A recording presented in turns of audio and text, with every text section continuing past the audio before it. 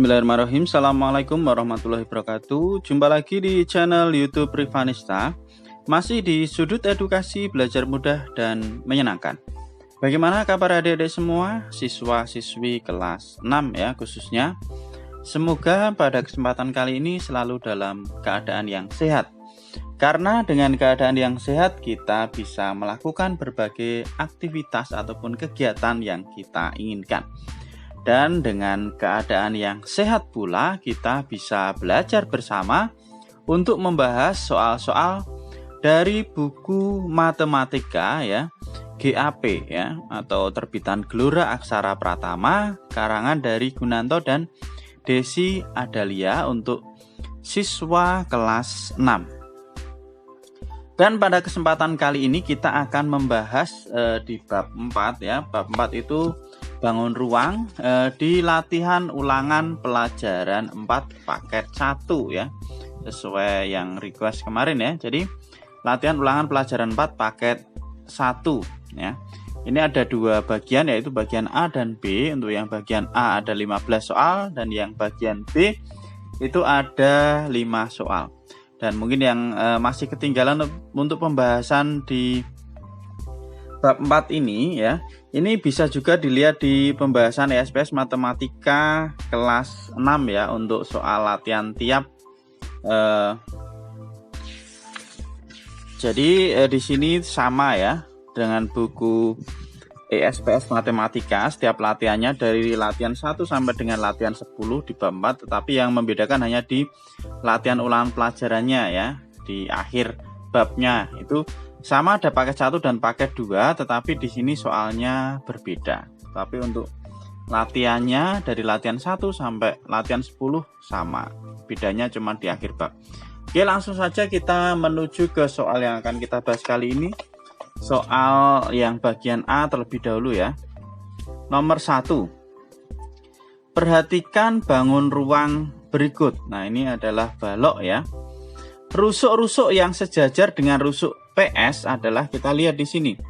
Jadi yang dinamakan rusuk itu seperti ini ya. Jadi bangun ruang itu memiliki rusuk, memiliki sisi dan juga titik sudut lah. Yang dinamakan rusuk itu nih, garis KL atau ini kita namakan dengan rusuk KL, kemudian rusuk LM, rusuk MN, rusuk NK ya. Ini jadi yang alasnya ini memiliki 4 buah rusuk, kemudian tutupnya juga sama ya, PQ, QR, RS, SP, ini namanya rusuk. Kemudian yang berdiri atau yang tegaknya ya ada rusuk LQ atau QL, kemudian ada rusuk RM, ada rusuk PK, dan rusuk NS atau SN ya.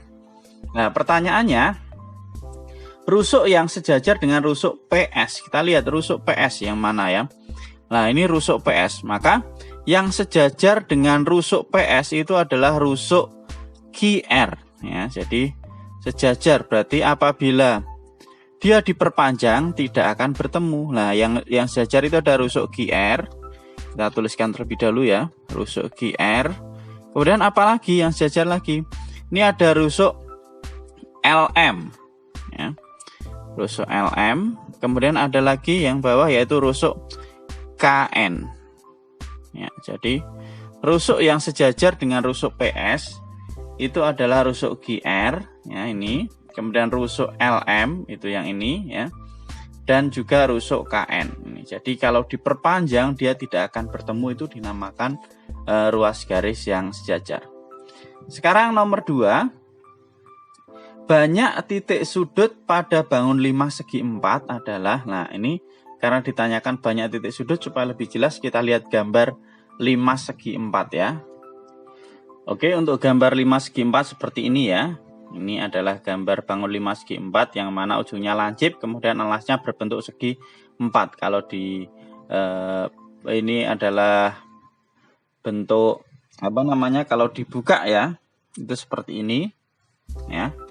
Nah, jadi titik sudutnya kita lihat, yang bawah ada 1, 2, 3, 4, kemudian yang atas ada 1. Jadi banyak titik sudut pada 5 segi 4 ada 5 buah titik sudut, yang mana salah satu titik sudutnya adalah sebagai titik puncak ya. Kalau garis-garis ini adalah cuman garis bantu ya. Jadi titik sudut pada 5 segi 4 itu ada 5 ya. Oke, kita kembali ke soal ya. Jadi jawabannya untuk yang nomor 2 adalah ada 5. Saya tuliskan. Kemudian nomor 3, perhatikan ciri-ciri bangun ruang berikut. Memiliki 6 sisi sama luas. Nah, 6 sisi sama luas. Bangun ruang yang memiliki 6 buah sisi itu ada banyak sekali ya. Ada balok itu ada 6 sisi. Yang dinamakan sisi kita lihat di sini, ini ada balok ya. Jadi yang dinamakan sisi itu ini ya, permukaan ini ya. Jadi sisi depan, belakang, kanan, kiri, atas, bawah, ini namanya sisi. Nah, ini memiliki 6 sisi. Tetapi di sini sama luas ya.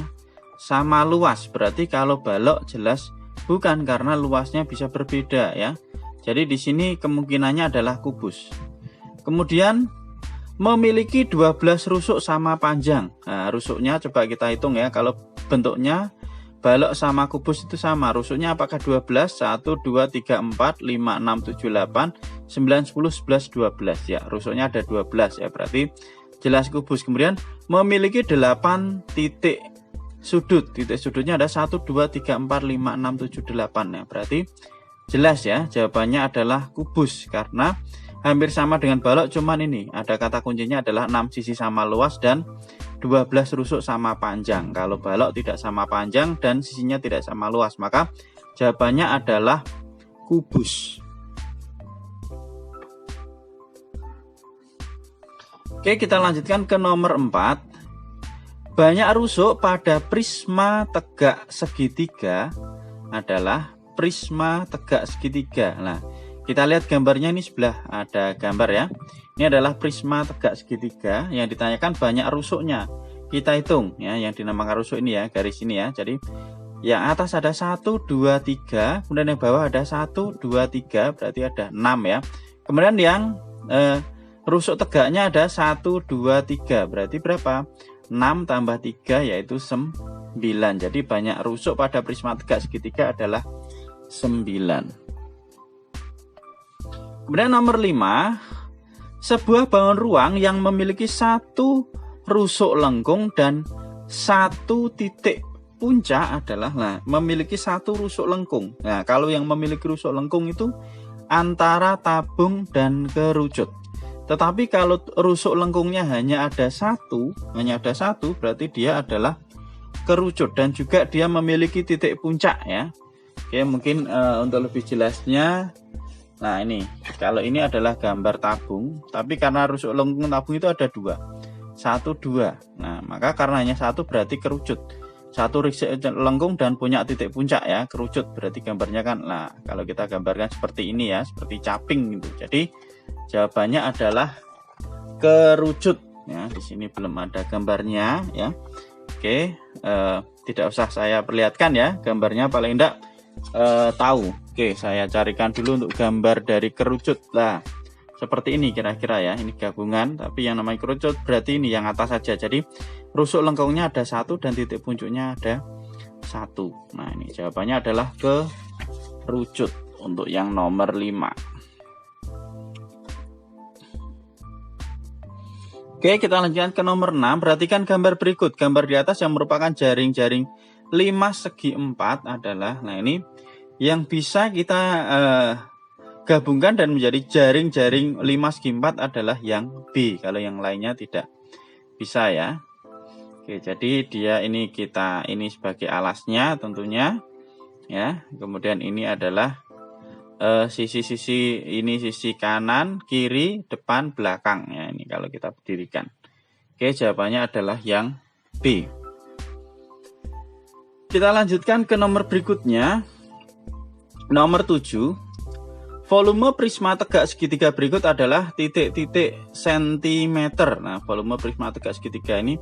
Nah, untuk mencari volume prisma itu rumusnya adalah luas alas kali tinggi. Jadi ini bisa kita jadikan alasnya ya. Kalau kita berdirikan, ini adalah alas, ini adalah tutupnya. Nah, berarti alasnya berbentuk segitiga.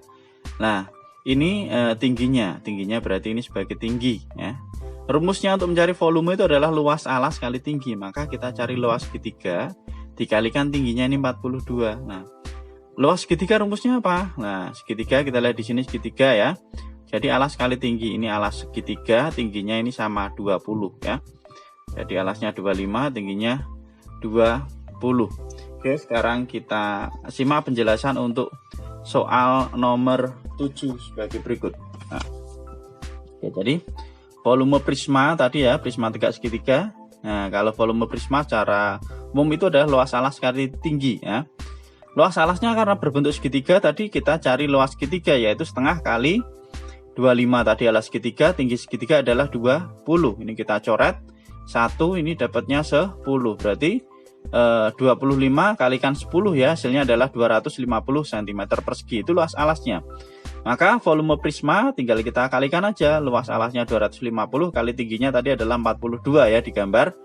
Hasilnya adalah 10.500 cm kubik. Itu untuk nomor 7 ya. Selanjutnya nomor 8. Sebuah tabung memiliki volume 3.388 cm kubik. Jika tinggi tabung 22 cm, panjang jari-jari alasnya adalah, oke, untuk yang nomor 8. Nah, jadi diketahui volume tabung ya 3.388 cm kubik, kemudian tingginya ada 22 cm, ditanyakan panjang jari-jari alasnya atau R alasnya. Oke. Volume tabung itu rumusnya adalah luas alas kali tinggi ya. Sama, hampir sama kayak prisma, semuanya luas alas kali tinggi. Kemudian luas alasnya karena berbentuk lingkaran, maka sama dengan luas lingkaran. Luas lingkaran apa rumusnya? Pi R kuadrat. Nah, maka karena kita mau mencari R-nya ya, maka kita tuliskan di sini. Luas alasnya atau pi R kuadrat sama dengan volume tabung dibagi dengan tinggi ya, karena kita cari R-nya, berarti kita cari luas alasnya di sini, berarti volume tabung dibagi dengan tingginya. Nah, volume tabungnya tadi adalah 3.388 dibagi 22. Sedangkan di sini PR kuadratnya, pi-nya kita gunakan 22/7 ya, kalikan R kuadrat sama dengan ini ya. Kemudian 22/7 kalikan R kuadrat. Ini kita bagi hasilnya adalah 154. Oke. Maka R kuadrat sama dengan 154 dibagi ini 22/7 atau sama dengan 154 dikalikan 7/22. Kita balik supaya bisa dihitung ya, kita ubah ke perkalian. Nah, ini kita coret, bagi 22 dapat 1, bagi 22 dapatnya 7. Maka 7 kali 7 sama dengan 49. Ini R kuadrat, maka R sama dengan akar dari 49, hasilnya adalah 7 cm. Jadi panjang jari-jari alasnya adalah 7 cm untuk soal nomor 8. Kita lanjut ke soal berikutnya nomor 9. Volume bangun ruang di samping adalah, ini adalah bangun tabung ya. Tabung di mana diameternya 42 cm dan tingginya 45 cm, ditanyakan volumenya.